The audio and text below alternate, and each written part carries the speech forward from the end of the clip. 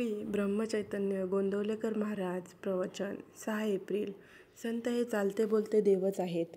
व्यवहारात ज्याला चांगले वागता येत नाही त्याला नाही परमार्थ करता येणार. व्यवहारात झालेल्या गोष्टींचा मनावर परिणाम होऊ देणार नाही असा निश्चय करावा आणि सद्गुरू आज्ञा प्रमाण मानून तो तडीच न्यावा. साधनावर जोर द्यावा. स्वतः कोण याची ओळख करून घ्यावी. भगवंतापरते कोणी नाही हे कळले म्हणजे मी कोण हे कळते. निर्गुण जरी समजले तरी सगुण नाही सोडू. माझ्या मुखी राम आला या परते दुसरे भाग्य ते कोणते? तुम्ही मला उपनिषदातले सांगा म्हटले तर कसे सांगू? ज्याने जे केले तेच तो सांगणार. एक गुरु आज्ञा पालन याशिवाय दुसरे काहीच मी केले नाही तर मी दुसरे काय सांगणार? संतांचा समागम केला म्हणजे आपण मार्गाला लागतो.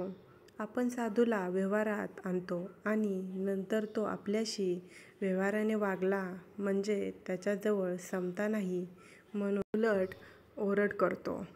संत हे देहाचे रोग बरे करीत नसून त्या रोगाची भीती नाहीशी करतात. संत हे चालते बोलते देवच आहेत. संतांच्या देहांच्या हालचालींना महत्त्व नाही.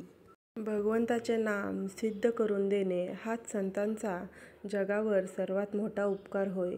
हजारो लोक भगवंताच्या नामाला लावणे हेच खरे संतांचे कार्य होय. संतांचा कोणताही मार्ग हा वेदाच्या आणि शास्त्राच्या उलट असणे शक्यच नाही. संत सूर्यासारखे जगावर स्वाभाविक उपकार करतात. सूर्याचे तेज कमी होते आहे हे असे शास्त्रज्ञ म्हणतात पण संतांचे तेज मात्र वाढतेच आहे. श्रीमंत आईबापाच्या पोटी जन्माला आलेला मुलगा भीक मागताना पाहून आपल्याला त्याची कीव येते. त्याचप्रमाणे मनुष्य जन्माला येऊन आपण दुःख करतो हे पाहून संतांना वाईट वाटते. एकूण योनी इतक्या आहेत की त्यामध्ये मनुष्य जन्म येणे कठीण आहे.